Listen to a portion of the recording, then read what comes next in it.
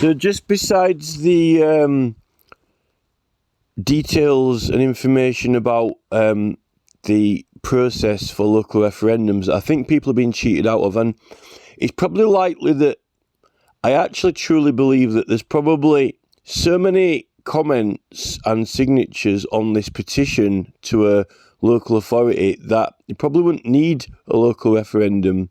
There's probably enough signatures on there anyway and comments that it's a very, very compelling case to the government, local government in Shrewsbury.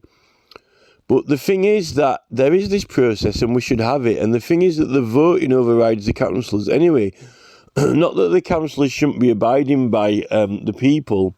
You shouldn't even really need these large amounts of signatures anyway. I mean, in local areas, if a village of people want to object to some planning or building or even highways, normal objections are being ignored, undermined and invalidated by the councils when simply if you just don't like something or don't want it, that's enough. You don't have to put any other argument other than that. There doesn't have to be an environmentalist involved or a building or planning expert or anything. If there's something being built or changed next to you and you just don't like it or don't want it, that should be enough. And in many cases, if you collect a few hundred signatures only, that should be enough. But because of the corporate interests and so forth, and, you know, the political parties, these councillors aren't voting in favour of what the local people want. They're doing the strategic planning and other what the executives on the council want and what the political parties want and what the executives want, and that's wrong. They should be doing what local people want, and that is why it leads to a lot of unhappiness and so forth in areas. But I just wanted to, they've actually got a new feature on change.org where you can actually record a little video, and I just recorded one, but it's very, very short. It's I don't think it's even a minute long, and there's nowhere near enough time to say what you need to say. So I kind of thought that, well, if I actually record the proper length videos that I want, and then in that short video put a reference to those, and I might be able to somehow, like, you write down I've got a little app that you can shorten a web URL, so like you can make a YouTube video. Usually, like, the YouTube video is quite long to remember, so you can like put a short URL. It's like tinyurl.com/Darwen Oak. I thought that would be pretty easy to remember, or Darwen Oak 2. I just wanted to draw, you see, look, I've been talking 3 minutes now, but if you look at what we've got up in front of us now on this screen, this is the website for the petitions on the council, and at the top, you'll see that in blue, I've highlighted 2 words. This is telling you what an e-petition is. And it says an e-petition is a formal request to an organisation containing a number of signatures to support a specific request that is shared by a number of people offering the same point of view. That is misleading. That is a very, very, very misleading and wrong definition of what a petition is. This is what the corporate council, this is what, like, you know, Balfour Beatty and Care Traffic and, you know, all of the corporate companies affiliated with councils, this is what they'd like you to believe. So it basically makes it seem very unimportant. The truth of the matter is what I've written in red, and that is that a petition is not a formal request. It is actually a legal process, a legal action using lawful authority. So a petition actually it's legal proceedings. It's like a criminal case or a civil case. When you go to the police, you aren't making a formal request to the police, to get someone for stealing something. You are actually initiating proceedings. The Crown Prosecution Service are taking them to court. Or yourself, if you go onto the small claims court online, someone owes you money, you're getting a judge. This is what a petition is. and if you read the Professor Karen Bowie, Glasgow University paper on petitioning, you can find it online, PDF form. It's very explicit. It's very clear. When we are petitioning, we are bringing a case, and these cases aren't meant to just be a formal request. This is the future of your entire area that you live in, or this is more than someone going into the supermarket and, Sainsbury's and stealing, a jacket or shopping. This is more than going onto the small claims court on the government website and, saying that someone owes you £150, a builder or a plumber, and taking them to court with a judge. The petitioning is a legal action. And once you understand that, what you're doing when you're collecting the signatures, what you're doing when you're getting the statements, what you're doing when you collect any evidence, and when you get the matter heard, that is why all the protections and rights come in, and why they're as important as any police officer who's pursuing criminals. Although the police aren't very well educated these days, they're trained and groomed. We are engaging in a legal suit against the council.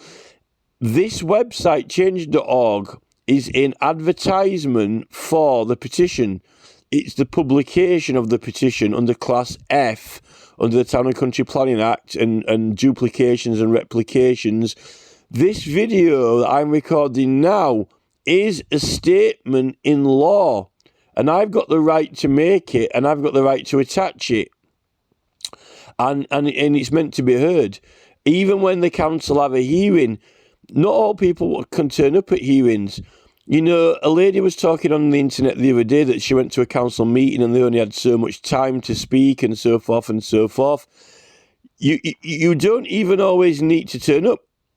Or in a legal case, you're meant to submit evidence and complaints as well. Everything you submit is meant to be looked at by the judge, because you don't even always have to turn up in the hearing. When they have the hearing, everything that's submitted is supposed to be heard. Everything that's been submitted and sent in is meant to be looked at, read, heard, videos watched.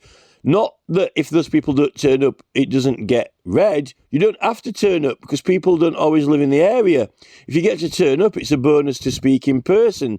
And there's been a lot of council meeting videos recently from small action groups saying that, they've run out of time, or they didn't book enough time, or they only let them speak for 2 minutes. All that is nonsense. This is a legal proceeding and action. And all these rules have actually been, because of the corporate interests of the council, because the corporate has taken over the council, what they've done is they've started to cheat until you don't get a pip or a squeak. And that is a perversion of the course of justice. And when we say perversion of the course of justice, if you look at what the word justice means, it means something being decided on and looked at in a proper legal process and fashion. So it's not just criminal justice or a civil case. A perversion of the course of justice can also be a perversion of legal proceedings, which means a legal process, which is petition as well. And, a lot of petitions you can advertise in the newspaper. Sometimes they try and refuse publication. That's a perversion of the course of justice, because in Class F, you're using an enactment, and there are enactments which secure the sharing and publication in any form and by any means of petitions. And this is when you get YouTube censorship, which is being challenged now. And, like you say, some newspapers, even 38 Degrees sometimes has been taking petitions down or things when they're not allowed to, because they chose to have a petition website and it's a legal case website, and they don't have a right to actually remove anything. And even, when you get, even if there's questions about the evidence attached or the signatures, like in elections, I just Googled and researched a petition for the elections in Shropshire of the police chief, and there were like 9,000 spoiled ballots for various multiple reasons which weren't counted. And those ballots, you know, there was something wrong with them. But, you know, it doesn't spoil the petition. It doesn't cancel the election. It just means that those votes aren't counted. Now, when you're signing petitions and, you know, people like, you know, don't sign up properly, or the email address is wrong, or they're getting a lot of people signing up, you know, that aren't from the right country or whatever, that doesn't invalidate the entire campaign. It just means at the end, when they're all meant to be checked, that those ones aren't counted. And what 38 Degrees have been doing is they've been actually... 38 Degrees have been overstepping the mark, and rather than just publishing the petitions and hosting them, they've actually been intervening, and they're not the council authority. The person who creates the petition has a right to the data, and the authority that is being petitioned has a right to the data, and other people aren't meant to be intervening. It's almost like the new, if you publish something in the newspaper, if they were messing with the wording and changing it, and, you know, if it's selling crisps or something, fair enough, but this is a legal case, and changing the wording on legal statements in cases is illegal, unless it's presented in, unless you're submitting evidence that is meant to be in a particular form, and it needs that way presenting. You know, if you're giving a hypothetical example or something like that, or a promo or something, and you want it a specific way for its effectiveness, or because at the end of the day, you're trying to prove a case or convince people. Now, if you're wrong, then, you know, it's to be decided when the petition is laid and presented, not while it's being promoted by the publisher, who it's not their petition. It's not their legal case, and they're not the person being petitioned. We aren't petitioning Change.org, and Change.org didn't create a petition. They're merely a facilitator, a publisher role. And I've had this argument with 38 Degrees, and Change.org seem to have updated and changed the site a lot. So I'm going to submit this as my second video. Some people might not be interested in this. I hope Robert McBride is.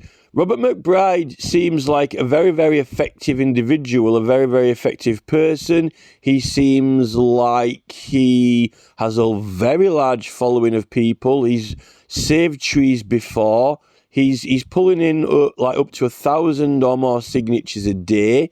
I don't know whether that's just because of, you know, he's got a wide contact circle, people care about trees.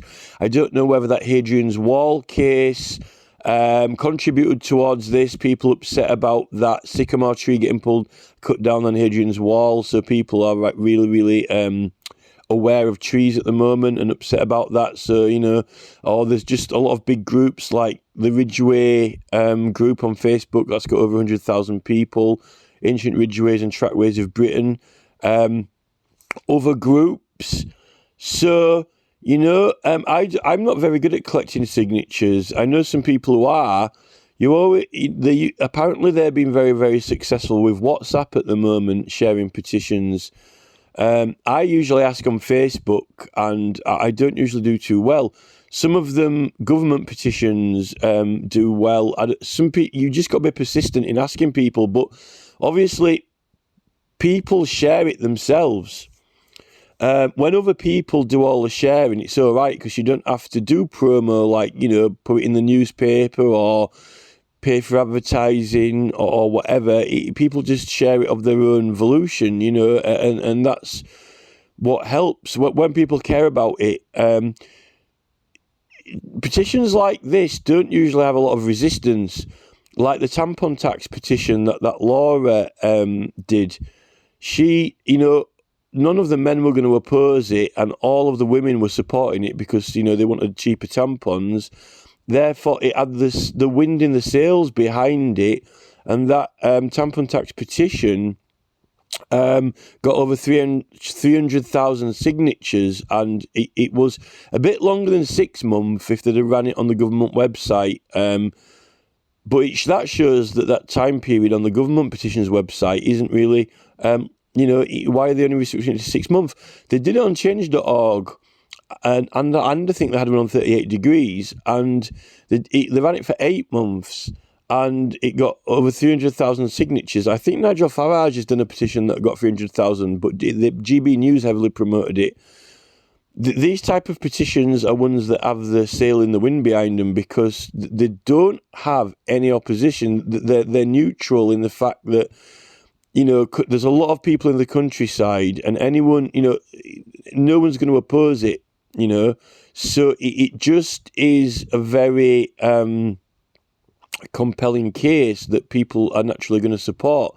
It's not controversial, or not controversial in the sense that, there are people who are actively opposed to it. Like, for example, when you start getting onto things like, Brexit or, political parties and so forth. So, but what I want, this video, I've made 2 videos. I'd like to submit both of them because I think that it's important, very important, that we understand that the words that the council are using on their website have been designed to mislead us, designed to undermine the rule of law and legal process. And this is what the Labour Party and the Tories do. And they groom their councillors, they groom the staff on the council, and they use wording and language like woke and so forth and so forth and so forth, like these words here. A petition is a formal request. That is very diffusing words, disarming words, undermining words.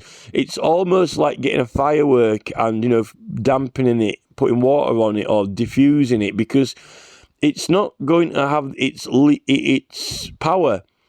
And petitions, people aren't going to recognise them as a legal proceedings, a legal case with lawful authority, with lawful rights, very serious lawful rights, rights of investigation. Now, we might not need all these rights, because basically what Robert McBride's doing is like, here's a petition, sign it, everyone just puts their signature to it and can put a comment on it, a statement, and he's accumulated over nearly 15,000 of those already. Compelling statements, compelling signatures. How can the council refuse? Well, apparently, the chamber could, have a vote on this petition, and apparently, they can vote against it. This is why I would like to raise the topic of the local referendum power going above the council. Maybe you shouldn't need to. Maybe 15,000 signatures, the council would be having a laugh if they were even to attempt to reject it. But the thing is, they can make recommendations. I think with the old Oswestry Hill fort, I think they've got 8,000 signatures, and there were 3 or 4 building plots, and the council rejected 2 of the building plots and approved 1. So that's what the 8,000 signatures got. Things like that happen, whereas that's what the council voted on.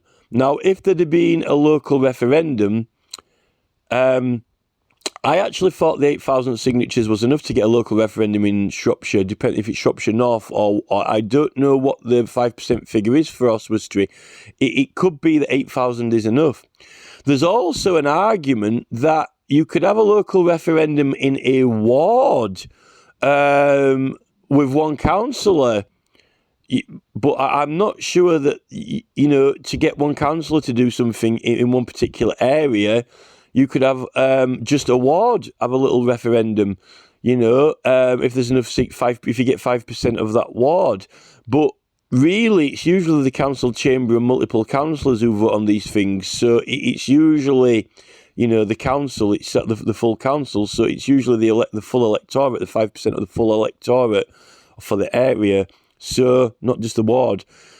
So, with the old Oswestry Hill fort, though, if they'd have got a local referendum, the people could have said, well, we don't want all 3 of those, developments. We want to reject all of them. And that is why I think that it's important, why you could have that power and override the council. And you could do this on a lot of things. And really, what this is about, I haven't really said anything about the tree. I haven't said anything about the tree itself yet, about this Darwen Oak. I'm not an environmentalist. I can't say anything about the highways project, whether it's needed or not.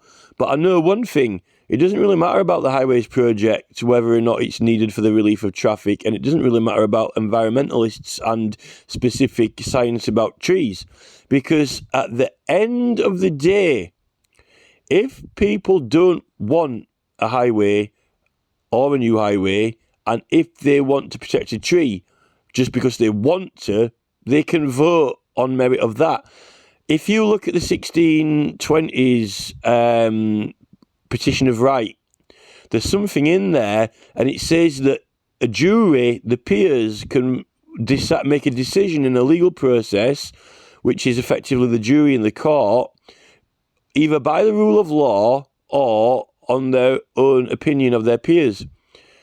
Now, that is the jury. So this is like when you get the Ian Bray case versus the Crown at Southwark, when the jury completely and totally ignored the law and voted completely on what their opinion was. Now, this is also, you can have a jury that completely supports a campaign, like Just Stop Oil or Extinction Rebellion or whatever it is, whatever campaign it is, and they just support it. It doesn't matter what the law is. It doesn't matter what their conscience is. It's purely on their opinion.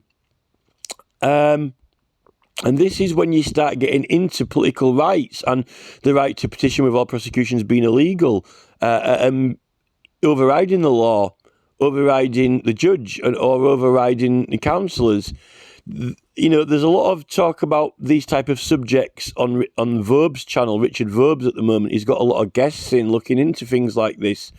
So, but I know for certain this page that the council have got, and this is the same writing as what Wiltshire Council have got. It's literally an exact duplicate copy of what Wiltshire Council have got published on their website. It agrees that anyone can sign the petitions from any part of England if they've got an interest in the site or use the site. They don't have to be from the area. That doesn't mean to say that people can vote in a referendum if they're not from the area, because that's not what a referendum is. But a petition to obtain the referendum is merely a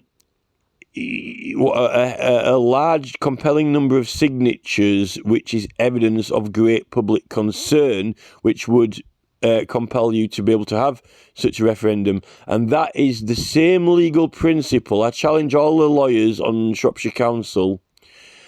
This is the identical to in the Inquiries Act. What can initiate an inquiry, a public inquiry, a legal case, an investigation, a hearing on the matter?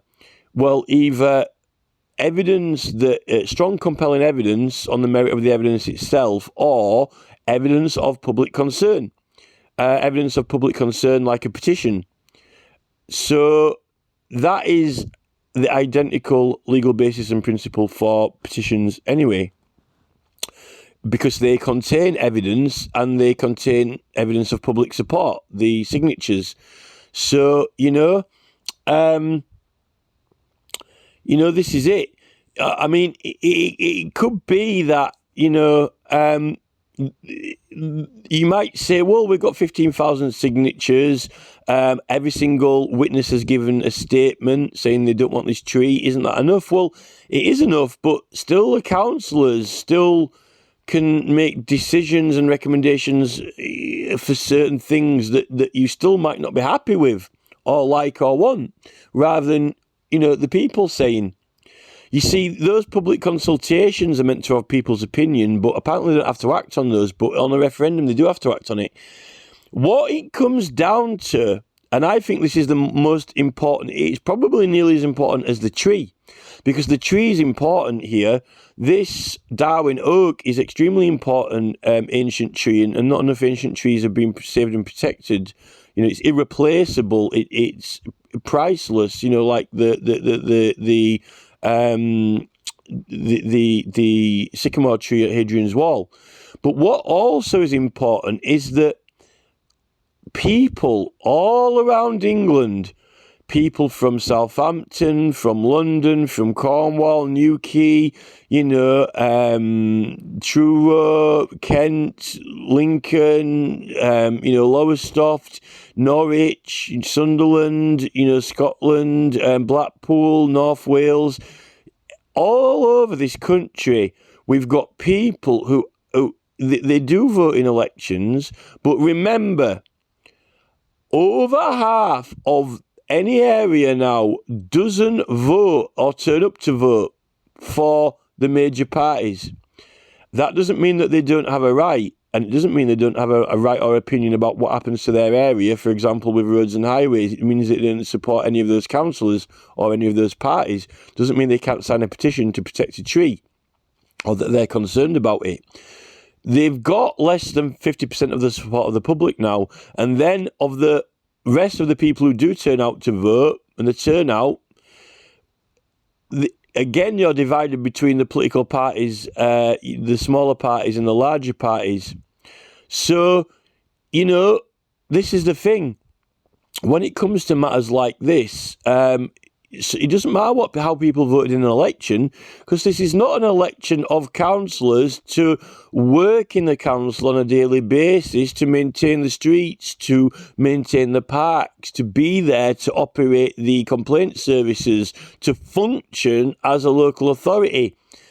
This is about a specific matter that people don't want the council to do a certain thing on, and when they're bringing a legal case against the council to stop them from doing it, and what on the merit of the case, or whether they can actually override the council, like the jury can override the judge in a way.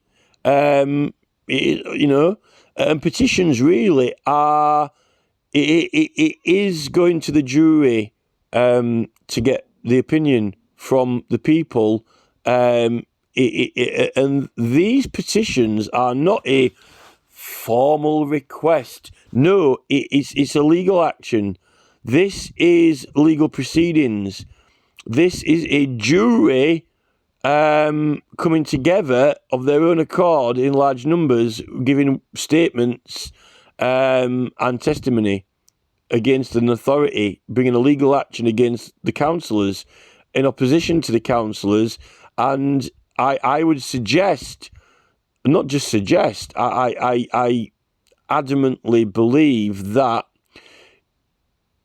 you are, if you get such a great weight of it compels the council to override those councillors, and they're not just making a decision on it anymore. It's Oswald drill for, it's like three cup and ball trick, which cups the ball under. Oh yeah, well, have these developments and those, some councils have been doing certain things the government really didn't like or want to do, like building airports and so forth that people didn't want. And some council authorities made decisions that the government didn't like, and the government were threatening to take the council's powers away from them. I'm sure there was, I can't remember which council it was, but it was one sort of, possibly sort of Essex or Luton sort of area to do with airports, and the council made a decision, and the central government didn't like it, to do with the contractors and the whole strategy and plans and so forth, and they were apparently threatening to take the council's power away. Now, maybe some councils are scared of that happening, or they say, we've got to do at least one thing or the other thing or this or that, because the government say, well, when the jury are overriding the judge, or when the people are getting a referendum and overriding the local councillors, it doesn't matter what central government think, because it's the people, like supposedly in a referendums for Brexit and so forth, and now even that's been attempted to be undermined and overridden. So I don't like these words they're using, like it's the type of woke language they're trying to, they introduce new language that takes away the power of the real language. So what it's doing is it's undermining the process. It's dumbing people down to their rights, because these petitions have some very, very compelling rights, like publishing in the newspaper. This petition probably doesn't need publishing in the newspaper, but if it wasn't doing very well, and if people weren't sharing of their own volition on WhatsApp and so forth, You've got the right to put a notice, publish it in the newspaper, and the newspaper might attempt to say, well, we're not publishing it. What if the newspaper was opposed to the action? Well, they're actually not allowed to, and this is when you get onto the First Amendment of America, that freedom of press, that the free use of press, because the advertisement for the petition would be Class F, and use of the enactment, the right to petition. And also, because it's a legal proceeding, and also includes investigation work, to investigate, the tree and what's happening, you've got things like the Criminal Law Act 1967, Section 4(1) and 3. If anyone obstructs the investigation or hinders it of the pursuit of criminals or legal actions, they're breaking the law. And this is why you've got a right to publish in a newspaper. And Parliament even give directions on the petitioner's site to share on social media. That's a direction from a government authority. So, I once had a petition and I wanted to share it in the Shropshire Star newspaper, and the girl in the newspaper department, she would not publish it. She would not let me publish a witness appeal. And that witness appeal actually uses enactment of law, the Criminal Law Act, what I've used more recently in the London Evening Standard, and it's been accepted. And she obstructed me. She perverted the course of justice. And I managed to get it in a smaller newspaper, in the Ludlow newspaper. But that girl at that Shropshire Star, she is a criminal. She's a criminal, and she obstructed an investigation illegally and lawfully. The police won't do anything. Because the police are being, I've just seen some people at the Gay Pride Festival getting arrested when they just for being outside a building, but not even saying or doing anything outside a building. And a lot of these police officers were trying to advise them on the law and so forth, but they're not. A lot of these police now don't really fully understand the law, and they're being misled, and they're diffusing the law and rights. Like with Graham Smith with his Republic campaign, when they got the signs and notices taken off them, when they'd even went and notified the police beforehand. A lot of the police now are in their training in the police college. They're going through process and procedure pretty much similar to this writing here, where our rights are getting undermined and so forth and diffused. When really, when we engage in these legal cases and processes, we are the police. We're policing a legal action, not a prosecution. Or a civil action. Remember, civil actions can have investigations, like, a divorce, infidelity can have an investigation for evidence. Or if someone, if you're investigating for a civil case, you need receipts, and if you don't have those receipts, you've got to get them. Obviously the judge can give subpoenas and so forth to compel evidence, but you've got a certain right of investigation, and that's where all the laws kick in the Criminal Law Act. Right to be on private premises, trespassing. Well, why do you need to be on there if you've got a right, privilege, or interest? Well, what are these rights? Not just a criminal investigation, or it's my ball accidentally blew into the garden, therefore it's my property that I'm collecting. I've got a right to be in there. Maybe you're doing an investigation for a legal case, a civil action, for some damage, and you need to gather evidence on that land. This is where the Criminal Law Act comes in, and other acts of law like the Criminal Damage Act and all the trespassing laws and so forth, when you've got a right, privilege, or interest. All that's undermined because the council like to use the words, a petition is a formal request. Wrong. A petition is a legal proceeding, possibly and usually of high importance, more than any police officer's petty local crime. A woman stood outside a building, someone in a group of people breaking the peace, getting dragged off to a police station for interview. No, we are bringing legal action and have a legal right to obtain evidence And Robert McBride doesn't really need to use these rights at the moment, because he's running this petition on the volume of people. He's getting a very large number of people signatures and statements saying they want to save this tree. So, at this stage, the weight of public support is so compelling that he doesn't need to concentrate on the legal argument side of it, the environmentalist evidence of the tree, getting on site to get to the tree, to take photographs of it, to obtain maybe samples or anything like that. You're doing so with illegal authority and right to do that. The council what happens if the council restricts access to it, or they've already started some project and, the people really don't want it to go ahead and people want to get on the land, but it's, run by contractors and they won't let you on, and the police then even try and push you off. But this is law. It is council, local authority, legal action. It's more important than any supermarket theft of a jacket. It's more important than any legal suit against a plumber in a civil proceeding for £150 with a judge. Civil cases used to have juries as well, by the way, which they scrapped, so the corporate could, these corporate lawyers who were sided with corporate entities could run the show. We need to. This is what I want to be hearing on the Richard Verbs show, but no one says the words. He's got a lot of good guests on there, a lot of brilliant guests on that show. But these are the conversations that I want to hear. These are the things that we need to compel. And by the way, I've been to Shropshire Council.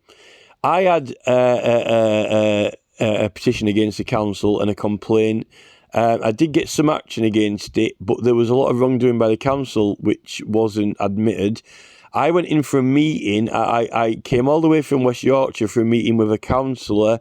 Actually, the contract manager of the council. It was terrible. I went all the way there. He kind of sat down with me for 5 or 10 minutes. We didn't even have a proper meeting room. I couldn't get everything out on the table. It was, again, diffusing and undermining the whole thing. It was a complete waste of a drive. I didn't have multiple councillors, and he was also trying to make excuses. He wasn't professional. It was absolutely terrible. We're getting reports, even people who are going on their own websites now and getting to council meetings, they turn up for them. They're saying that minutes are taken, time's not done, the process is being swindled and cheated. This is how they've been doing the magistrates' court process in a lot of criminal cases when it's not recorded and not filmed. And what happened is Extinction Rebellion started doing legal cases and turning up, and they started having a load of people turn up public, because the public can turn up and spectate in the gallery. And when they start to fill it with supporters and witnesses, like, 10, 20, 30, 40 campaigners who are listening to what happens and recording, taking notes on paper, writing notes down, and so forth. These judges and prosecutors then are being witnessed by people who can let people know what's happening and the standard of proceedings and procedures, and then they're compelled not to cheat. This is now what stage we're really getting to with these council chambers, because I've seen a few videos pop up on YouTube that I've been watching, and a lot of people now going, but a lot of these procedures are recorded by the councils. They do record them, but nobody bothers watching them, and nobody's savvy on the process and procedure and what's been happening over time to the process and procedure and what the process and procedure should be. But now we're starting to get a lot of attention onto it, and people's time is being taken, restricted, subdued, petitions not really properly read out. And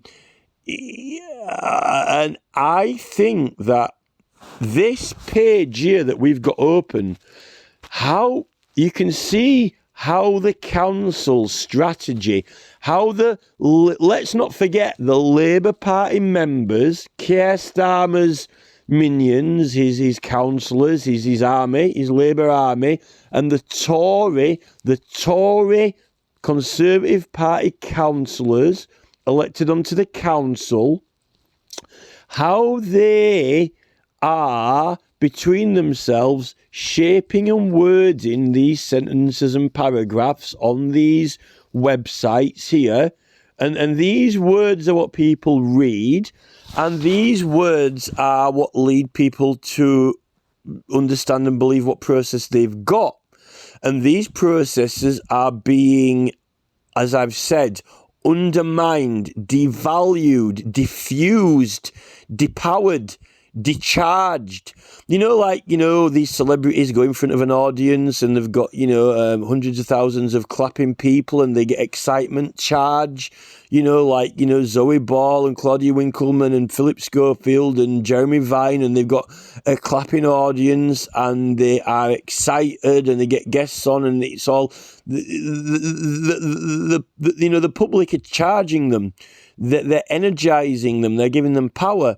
And they speak and people listen. Obviously, they don't like it when people start booing, because that's the opposite of being charged. There's some connotations between that phrase to the police. Well, what's happening when people go onto these websites and read these words is they are being discharged, depowered, diffused, undermined, because they're not actually, their petitioning powers and rights are not being fully charged, powered. Now, when you've got police officers pottering around on the streets at Gay Pride and they're grabbing hold of people physically and reading them their rights and putting handcuffs on them and firing tasers at them and grabbing them, oh, you're stood outside a church, you're not allowed to be outside a church when there's Gay Pride on, well, even though, I'm not protesting, I'm still going to arrest you anyway. That's very serious. That police officer is using powers of the law against these people. They're grabbing hold of them and whisking them off, coming into their houses, searching their houses, doing all these things. When we are bringing this legal action to the government, as described in great detail by Professor Karen Bowie of Glasgow University, you don't need the Lord of the Articles. You don't need three magistrates or the grand jury anymore for this legal action, because we have the right to pursue this legal case without prosecution, without the police intervening, without obstruction of newspapers. They've got to publish it. They're compelled to publish it without the Shropshire Star, Dame of Shropshire Star, saying that she's not going to publish your witness appeal, your appeal for witnesses, or your petition for support of witnesses. Not that McBride doesn't need to publish it in the newspaper, but if it wasn't doing too well of itself, if it hadn't have collected 15,000 nearly signatures, if it had only collected 2,000 or 3,000, he might have needed to put it in the newspaper or wanted to, and he would have had a right to do that because it's Class F. And other things like obtaining evidence on site, because then, for example, that Old Oswestry Hillfort petition that had 8,000 signatures, again, a very large, compelling weight of public support. What the council decided is there were 3 applications and 2 were rejected and 1 was approved.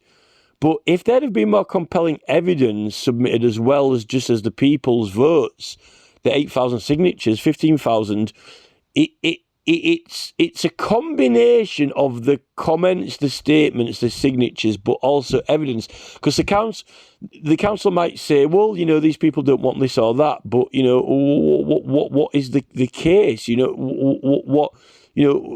got to do this or that. what environmental evidence have you that, that we need these trees, that the oxygen or the wildlife, have you got a environmental professor to say that, these so many animals are going to be affected and percentage of animals, a compelling legal case? Or is it going on the merit of the people, which is like that petition of right in the 1620s, the petition of right in the 1620s, where our origins of the jury come from, it's by rule of law or judge of peers. And it says or, it doesn't say or judge of peers by rule of law. It says by actual rule of the law or peers. Now, if you've got a judge and there aren't any peers there, he's going purely on the rule of law in his opinion, right? But you can argue and you can make a case that not only that something did happen or didn't happen, or someone did do something or didn't do something, but you also can say that something did happen, you did do it, but you got a reason for doing it. You had no choice or whatsoever, and then that's when you get leniency of juries and so forth. Obviously, if someone's making a plea for guilty, it's hard for a jury to acquit them and find them not guilty when they plead guilty, although they can do it. But they might not think a person deserves to be punished, although it's usually the judge who comes up with a sentence, not the jury. The jury just decide on what the verdict is not the rest of it. But I'm quite certain that when it comes to referendums, you can have, on the referendum, it's not just for or against, and then the councillors make, the equivalent of sentencing recommendations for the action, we'll approve 2 of these projects and reject the other, or whatever mixture they want. I'm quite certain that, on the referendum, you can have the public make the decisions, more greater detail on options, like, all 3. If you want to object to all 3, if you want to object to the, we don't want the road, we don't want the road improved, we don't need it improved. Well, the council say, well, it has to be improved. Well, no, actually, it doesn't. Who says it has to be improved? Oh, well, the contractors are leading us to believe that. Well, then the public and the jury are getting swayed by what the contractors say. Oh, well, there's got to be a road, it's my way or the highway. This road is like a lightning bolt. It's got to go one way or the other, whether it strikes the tree, the Darwen Oak, or whether it strikes the cow's field, or whether it goes through back round the valley in the village. It's going to strike. The lightning will strike no matter what happens. This care traffic and Balfour beat me are going to have this highway, whether you like it or not. It's just a matter of, the route of it, the Guy Fawkes lightning bolts, It's almost like the people can't say, oh, actually, we don't want any lightning bolts. We don't want a new upgraded road. Why? Because we don't. And if we don't want one, we're not having one. This is taking back power, because at the moment, the corporate are making a hell of a lot of millions out of all these Stonehenge tunnels in Wiltshire Council, 200,000 signatures to oppose that, and they didn't get a local referendum. Highways England, the highwayman, we need to get a grip on these highways executives, on Starmer, Care, Traffic. We need to get a grip on the collar of Keir Starmer. We need to get a grip on Boris Johnson's collar, on Rishi Sunak. They get a grip on, Luton Council or whatever it is when they're voting against the airports. They get a grip on the collar of the council. We're taking your powers away. We need to, we even need to stop electing these people and start changing what parties that we're voting for. We really need to change what parties that we're voting for. And start voting for other parties like, Lib Dems or Independents or something. But to be honest, apparently the turnout for the vote is shrinking. It's getting very small now. The voting turnout is getting less and less and less and less. Mainly because I think that they're managing to mislead people. And this is my statement, whether or not you agree with it or not, this is what I believe the truth to be. This is what I believe to be the fact and truth. I've read, studied, I present, Professor Karen Bowie's paper, various acts of law that I've noted, the Petition of Rights, 1620s Petition of Right, the right to petition, all these council websites and so forth. I think we're being misled. I think this is what I think is happening.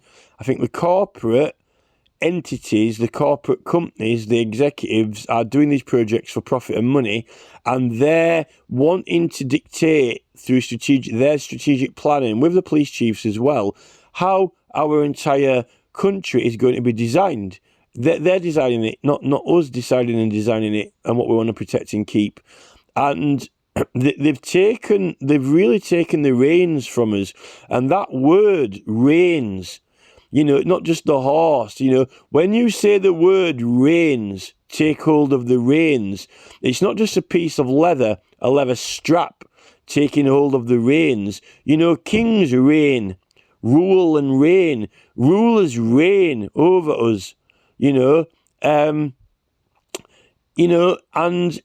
I really think that these people have taken the reins of the horse, but these corporate highways departments are really ruling the roost and really took the reins from the public in almost everything that happens now.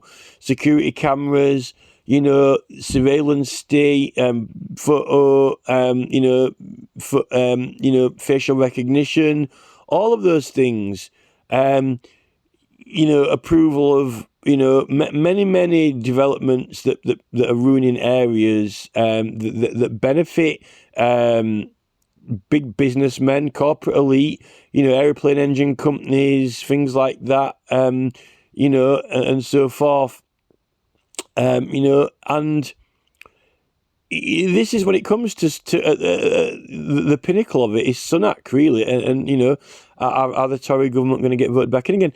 I know we've got to try to keep this about the tree and that tree in particular, but I really want to try and raise some awareness of the process, and you might not think you need the process to be clarified and corrected. But if Robert McBride wasn't doing well in this petition, if he hadn't got 14,000 signatures, what would be happening about this tree? What happened to the tree on Hadrian's Wall? The sycamore tree on Hadrian's Wall. Someone just went and attacked it, cut it down. So there will be more trees. And there will be more people concerned about protecting not only trees, but countryside and wanting to oppose these road projects. And, while we've got, a large number of people focused on this petition, I think that it's an opportunity and the right time to say, look, there is the local referendum power. And a lot of these petitions are being rejected by councils, or the right outcome, the desired outcome, is not voted in by the council, in many occasions, and people struggling to get signatures, when there is a right to a local referendum. And my main example of that is the Stonehenge Tunnel, when they got 200,000 signatures, and it was a local matter, yet it got put through to central government, and it should have been referred back to Wiltshire Council. Whenever it's 15-minute cities or whatever, the Parliament like to, say, go to the local council. But when they don't want it to go to the local council because there's a hell of a lot of support and signatures, then it's convenient for them to, put it through Parliament and not a local area, particularly when it's Department of Transport, Highways England and so forth, So, I really need to, I'd like people to get interested in this and not just listen to what I'm saying. I'd like people to get interested in the Petition of Right, to get interested in the Local Referendums Act. I'd like people to get interested in all these laws and get interested in these council websites and what they're saying on these websites, because they're not saying that you can't sign the petition if you're not from the area. They're saying about using the resources and facilities, but that's It's that they're saying the right privilege and interest cause. You've got a right because you're a British citizen, and you've got an interest because you like trees, or you might want to visit it sometime. It's not just a case of whether you actually use the facilities on a regular basis, even if you're not from the county. So I just wanted to add this to my other video statement, and I'm going to make 2 short urls for it, and hopefully I can attach it as evidence to this petition. Hopefully Robert McBride is not going to complain or remove it or delete it, because I'm meant to have a legal right. He's asking the public for evidence. I know it's his case, but it's become a Shropshire case. It's a case of the people, really. I know that Robert is doing very, very, very well with his petitions and signatures, people using WhatsApp and so forth. But I just want Robert to consider the option of, or the possibility that what if he hadn't have been getting all these signatures, and I know that he succeeded in the last petition, but you can get, the thing is, if you get, the thing with this is that you can add recommendations and you can add evidence. It's not just a matter of if Robert McBride has got 15,000 people saying, we love this tree, it's a disgrace that the council are getting rid of it, we don't want a highway, or all those said things are statements and evidence, right? But when people start making other important words attached to the petition, important recommendations, important statements, I think the council, should also maybe look at, is the protection of this tree good enough? If they were able to even propose a highway for this tree, if the green belt wasn't enough, if it's a listed tree, protected tree, if that's not enough, what more do you need to protect it for the future? It's not just a matter of objecting to the highway. It's not just a matter of saying, do we need this highway? Have we got a lawyer or a solicitor looked into the highway, evaluated the traffic, done surveys, road traffic surveys, projected future traffic surveys to say the highways department are lying, well, there's no need for this extension or expansion. And also getting a environmentalist like, Robert F. Kennedy Jr., to present evidence of, newt species, frogs, birds, Chris Packham, owls, bats, nesting in and around the trees, the natural impact of the water, the natural rivers, pollution, traffic fumes, carbon, all that, evidence attached to it as well, for protecting the countryside around the tree. And, whether you need the highway at all, and then to say, look, isn't there already enough protection? I mean, shouldn't the recommendation to the council be, look, if this tree has even managed to have a proposal against it, then what level of protection can it be increased to if it's already protected? I mean, look at Stonehenge has got a World Heritage Site protection and they're wanting to remove that for the tunnel. But they can't actually do it until they've removed it, which is insane. And if the local people aren't going to have a referendum on that, on the local area's land protection and World Heritage status, without first, before it goes to central government, if central government want to try and get you could have a local referendum and then override it with a national referendum, but highways don't even want to touch that because they just want to do what they want to do, what the highways executives and chiefs want to do, the Department of Transport, So I would suggest, if this tree, are we going to have to increase the protection? I mean, you could get a load of Druids. I mean, there are quite a lot of Druid groups on Facebook, and I think that probably a lot of those people will have signed this petition. I would suggest if you go onto Facebook and scroll through all the Druidry groups and the dowsing groups, you will find member lists of people and their names. And many of those people will have signed this petition. I can guarantee you that from Druid groups. So therefore, you're looking at religious Druidry, tree worship in religious ceremony. Because, the Druids use these trees and celebrate these trees when they go touch them, see them, not only for, Druid practices and for dowsing and so forth like that, all that kind of stuff. That is a religious site. And once you bring that evidence into a petition and attach it, serious evidence from the Druidry groups that they're signing this petition because it's a religious site, and I can guarantee you that at least 1,000 signatures on this petition will be found to be of Druidry groups, Druids, that you've got United Nations religious site protection. And when you've got United Nations religious site protection, like the Taj Mahal and the pyramids and so forth, you can't build a road through it. And you can't actually attempt to build a road through it. And it's actually not only that, it's actually illegal.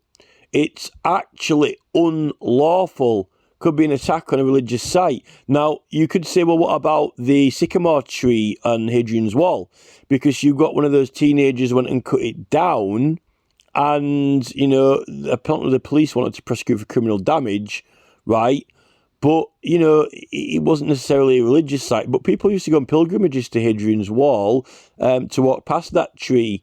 You might not have had Druids with that particular tree, but the people walked on Hadrian's Wall on a pilgrimage trail, and that tree was part of it to see the tree. What is a religious experience is going to see a place of power, an object of power that raises the spirits, which has a religious iconic symbol for the country and the nation. So a tree like that could have had spiritual powers because it raises people's spirits and makes them passionate about the countryside, and when it's gone, you've lost that. So that person who cut down the Hadrian's Wall sycamore, that could have been a religious attack. The police aren't really trained properly in law. The police are not really trained properly in the law.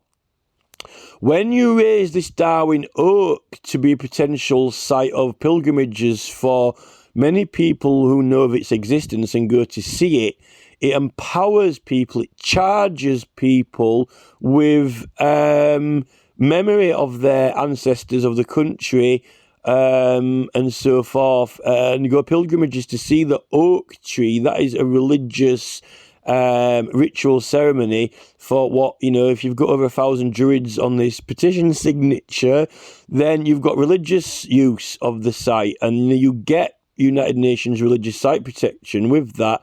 And then if anyone plans to destroy the tree or remove it, that's an attack on a religious site. And this petition and its signatures and evidence then is very, very compelling evidence, because it's a legal case to the council anyway. This is not someone standing outside a church in gay pride. This is not a woman outside a church at gay pride who isn't even protesting, getting arrested by the police for protesting. That is an insane abuse of police power.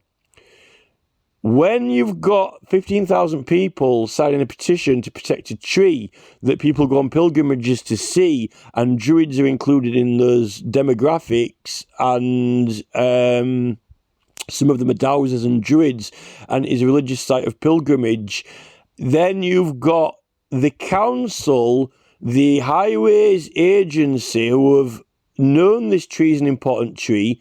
They've known that people go there. And, in crime, people don't always have to know they're committing a crime to have committed the crime. Police still prosecute them anyway. You're looking at the executives on the council. You're looking at the highways chief, possibly even the police chief, because he has to be consulted on roads. You're looking at the chief police officer who's consulted on all road projects. You're looking at the head of highways. You're looking at the managing director executives of Care Traffic being possibly strategically planning a religious attack on a religious site on the country. And even if they don't commit the act, even if they're planning it, and they're not claiming any political right, that they're not claiming that, that they're not trying to claim that they're doing it for a protest. They're not protesting against trees or against, Druids or whatever. they're just doing it for their normal job. It's just meant to be a road project. You could claim that they're plotting to destroy a religious site. So. And that's not, that's themselves doing it. They're not trying to encourage other people to do it, because at the end of the day, the council and them are the people who make the decisions. They're the ones who put the plans on the table. They're the ones who are going to go and bulldoze it. They're not trying to compel or incite other people to go do it, because no one else has got the capacity to do it. So I think that it's attack on a religious site. And I think, the major oak in Sherwood Forest is such a tree. People go to see that tree. What is a religious value is a spiritual value. It's a value that empowers people spiritually, whether it's in memory, in person, and the image of their country, their culture. Like a flag is a spiritual emblem, really. Flags are spiritual emblems. They're religious emblems as well as a national, and they're getting banned from protests. The police are prosecuting people for having flags, which that's ridiculous, because you're protected against for discrimination. But the thing is, under the discrimination law, you can't be discriminated for your beliefs. So to have a flag, the police are actually discriminating against the people for having certain flags. Whether that flag upsets other people or not, the thing is, if you ban certain people from having certain flags at certain events, then you're discriminating against that person. When you arrest them, you're not actually... What this whole Rishi Sunak, Solar Braverman new legislation is doing is actually it's contradictive, and it's retrospective. It's actually they aren't actually, they're not protecting freedom of speech and opinion. What they're actually doing is they've invented a lot of laws for discrimination, and they're giving the police powers to discriminate and prosecute with discrimination. It's not the person who turns up with the flag who's discriminating. They've got the freedom of expression themselves, and under the law, the legislation, it's under an opinion, a free opinion, and religious beliefs. So, because flags carry religious spirit and powers of nations, the spiritual of a country. Sunak and the police kind of starting to try act as if they can ban people from being at an event, turning up. If you're not gay, you shouldn't be at gay pride. And that's almost like saying if you're not black, you shouldn't be in a cricket club, and that's like racism. What Sunak and the police are doing is the laws that they've created and claim to have them there so everyone can be treated equal and turn up and have their voice, is they're actually doing the opposite of that. They're saying that you shouldn't be here, you can't be here, you can't be here with this, you can't be here with that. It's a complete and total, absolute undermining of the rule of law. And it's actually a perversion of the course of justice. And they're doing it in the same way as the council, perverting the course of petitioning by using language that depowers, diffuses, and undermines the process and makes it sound like it's just a formal request, asking to do something. No, this is a petition, is a official, legal action against the council, an injunction against the council, a legal proceeding in law, with all the powers of legal proceedings in law, no less than what powers the police have when they're bringing a criminal investigation. And when you're on site, gathering evidence, investigating, you need to understand that, and the police need to know that. I've seen a lot of incidents at Gay Pride at the moment, and the police are... I don't blame the officers, because they're going to the police college and they're being groomed and lied to. In the same way that the politicians aren't fully to blame, they're being groomed by the political parties, and they're being told what to do by the government, and like with his airport decisions. I've seen Shropshire Council. I've been in there. They've got like subliminal messages and videos playing on the wall, words and slogans to get the councillors scared if they don't do this or that.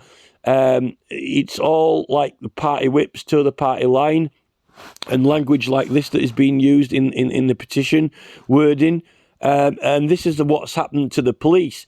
And now you've got a lot of people, like the lot of major channels, like the London Forum channels, Verbs, Neil Oliver, Lawrence Fox of the Reclaim Party leader, Andrew Bridgen MP, saying that the police aren't actually representing the public anymore.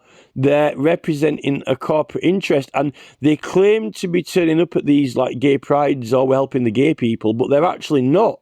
What they're actually doing is discriminating against other people at those events and saying that you shouldn't be here, or you can't be stood outside this building or that building and so forth, you know. Now, the thing about protesting, they've tried to claim that certain protests are banned in England. You can't do that because you've got the right to petition and you can't be held to any commitments at all whatsoever. And that's a statute law, and all of the laws have to be compliant with that. And Sunak and the other current government have been putting legislation through which is not compatible with the statute law, which is in contradiction, and which is actually illegal. They've been making illegal legislation, and no one yet has prosecuted them or impeached them for it, and they need to do. There needs to be some, what they're doing is they're saying they're protected. You know, the CPS, the police will take legal action against the ministers, or sometimes local councillors, but only, you know, if they punch someone in the face, or, you know, there's been a few cases against ministers for drug possession, but they're saying that they're fully protected in their job. Well, if they're fully protected in their job, then we're fully protected when we're engaged in this casework, collecting evidence and putting newspaper adverts and signing the petitions and gathering evidence and putting notices and using adverts, promo, or flying flags to get support. The government can't make that illegal. They can't. And YouTube have been refusing to publish some videos and things like that. Even some senators' videos have been removed of Australian Parliament. This is really, really important, you know. This video is about the Darwen Oak tree, don't get me wrong. But I want to add layers and layers of compelling evidence. There's the religious site protection, there's the dowsing groups, there's the religious pilgrimages, there's the tree being symbolic religious. Remember that the Druids used to actually, their sacred groves were the trees. The Druids' sacred groves were the trees, and the Romans attacked them and destroyed them and burned them all. That was a religious attack.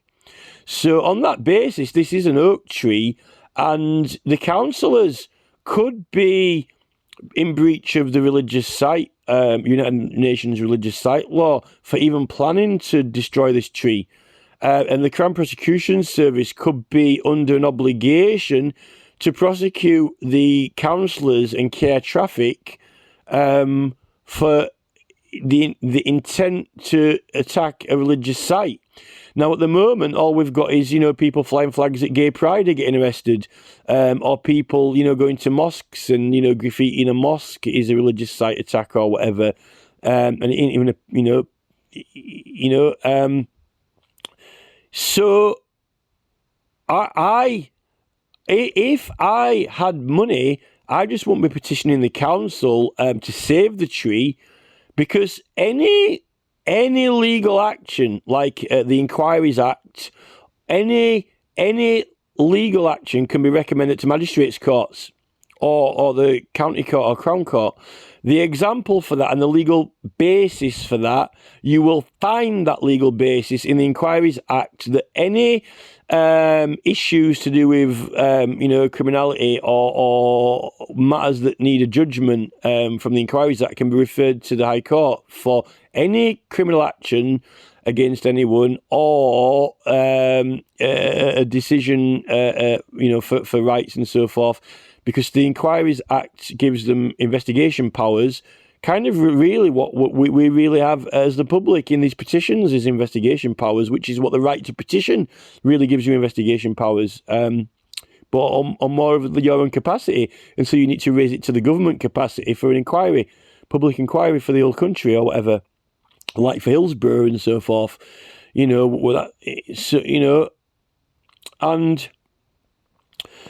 really the council, when the council are doing their normal business in the chamber, they refer a lot of matters to the courts for fines, and or if a builder's making noise and the builder's breached the planning and they've got to fine them, and they don't pay the fine and they get the magistrate court to enforce it. That's the model. That's the existing framework. So, but the council can refer itself to the magistrates court. Who on the council petitions committee is going to refer the head of the highways department and the chief executive of the council? Who's going to refer them to the magistrate court on criminal charges, or direct the police chief to prosecute when the police chief has had to make a decision on the highway?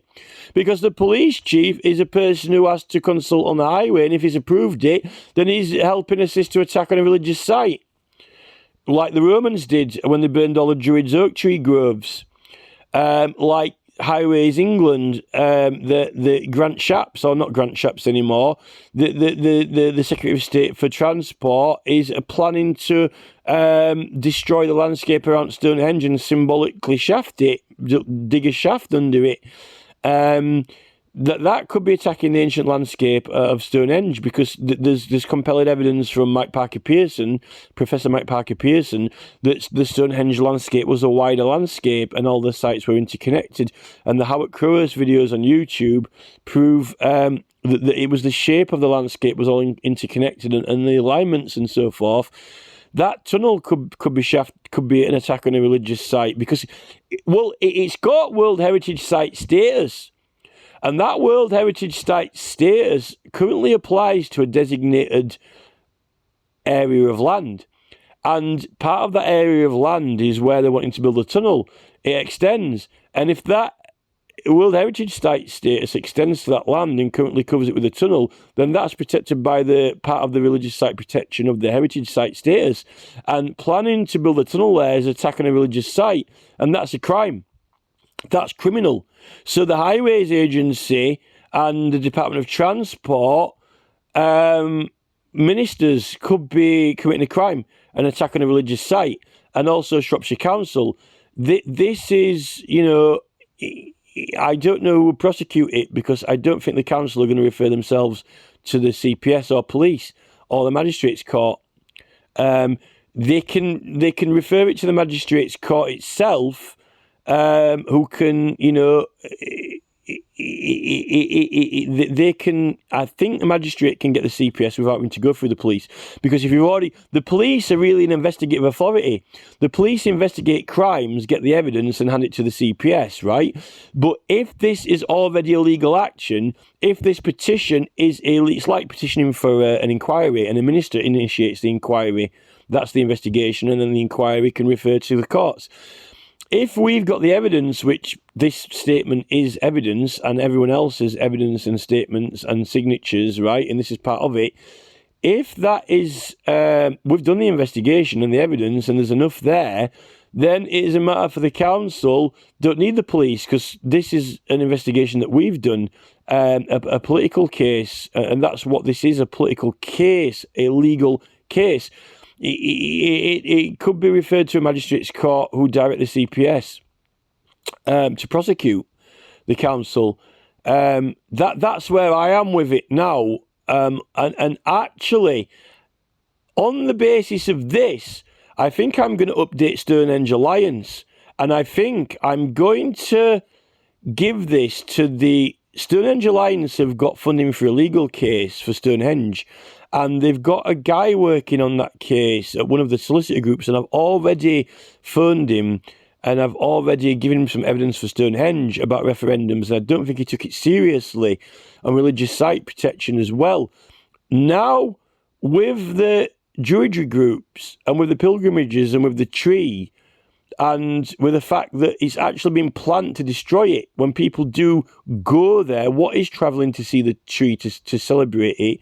It is like that Stonehenge, you know, Hadrian's Wall, that is a walk. That's Stonehenge. People go from all over the country to walk Hadrian's Wall. It's an ancient site, and they have time for prayer and contemplation on that route. And that tree, it qualifies. I'm giving evidence that it's a religious site, and it is. And the Druids there's some evidence in Norfolk that there was a site found in Norfolk. There was a site found in Norfolk with a tree dug up and a strange body positioned in an awkward position in the tree, and like it had been some weird ceremony. I think that was when the Druids came, the Roman soldiers came, and they were here to kill the Druids and wipe them out, and they attacked. There's evidence in the writings of the Roman conquest that they burned those sacred groves and the oak trees with the mistletoe. They attacked them. The Roman army attacked them, and they burned them. And they killed the Druids, a lot of them who didn't escape. That is an attack of an ancient religious site, a documented one. That is